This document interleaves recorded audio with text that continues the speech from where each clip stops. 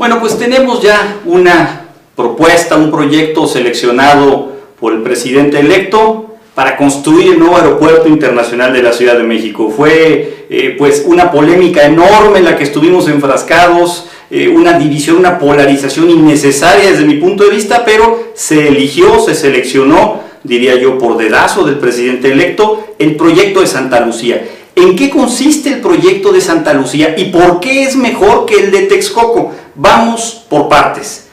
Primero, en esta campaña terrorista, diría yo, que se utilizó para atacar Texcoco, se decía que iba a generar graves problemas al medio ambiente y al ecosistema de la zona.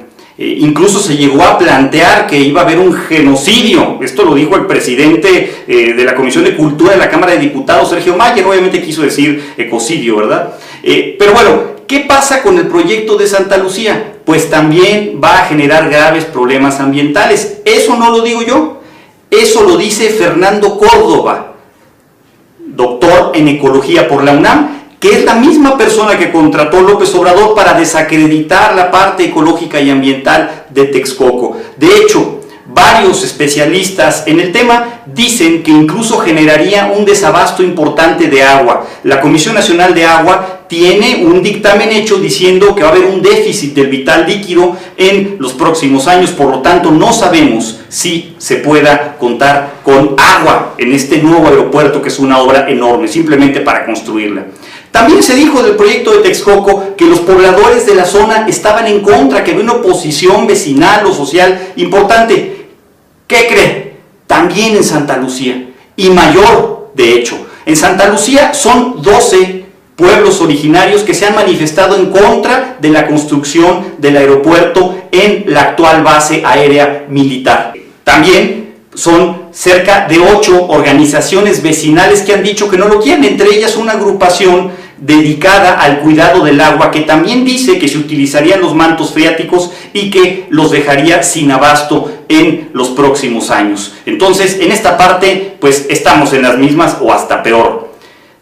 El punto más delicado y que se utilizó para poder desacreditar Texcoco fue que había un grupo de malvados empresarios, un grupo de empresarios neoliberales, dicho por López Obrador, o según él, los camajanes, la minoría rapaz, la mafia del poder, pues, que se iban a aprovechar de esta obra y iban a hacer su agosto con el aeropuerto.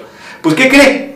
Que López Obrador ya dijo que este mismo grupo de empresarios corruptos, según él mismo, son los que van a construir Santa Lucía y les va a respetar los contratos que, según el mismo López Obrador, son contratos opacos, son contratos ilegales y fraudulentos.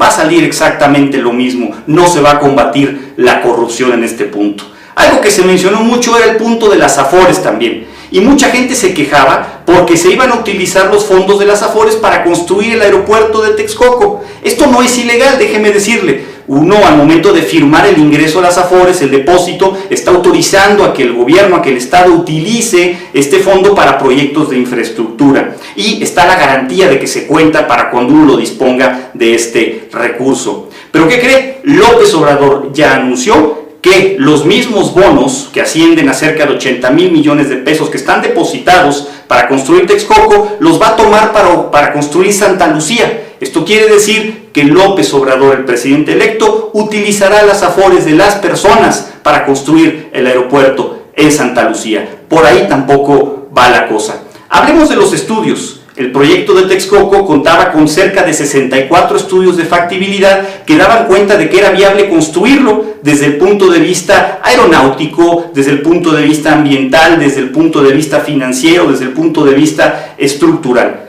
¿Sabe cuántos tiene Santa Lucía? Ninguno. Santa Lucía es una idea que tuvieron unos amigos empresarios de López Obrador, a lo mejor les suena el nombre, de José María Riobó, y que ahora quieren llevar a la práctica sin un solo estudio de factibilidad. Ellos han buscado a toda costa conseguir estudios. Se nos dijo, pues había un estudio hecho por unos chilenos que no los conocemos, un estudio hecho por la Universidad de Ámsterdam, pues suena muy bonito, pero tampoco los conocemos, y un estudio hecho por una empresa seria, francesa, de nombre NavBlue, que el estudio en su parte final tiene un párrafo que aclara y que dice que el estudio fue hecho a petición de José María Riobó y basado en la información que le dio el propio José María Riobó. Por lo tanto, tampoco es válido.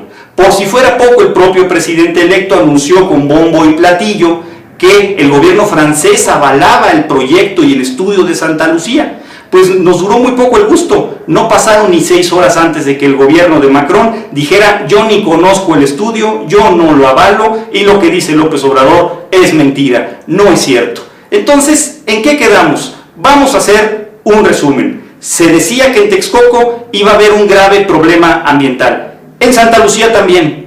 Se decía que en Texcoco había oposición franca de los pobladores. En Santa Lucía también, y hasta más grave. Se decía que había un grupo de empresarios abusivos, un grupo de empresarios gandallas que iban a construir Texcoco y iban a robarse el dinero. ¿Qué cree? Esos mismos empresarios van a construir Santa Lucía.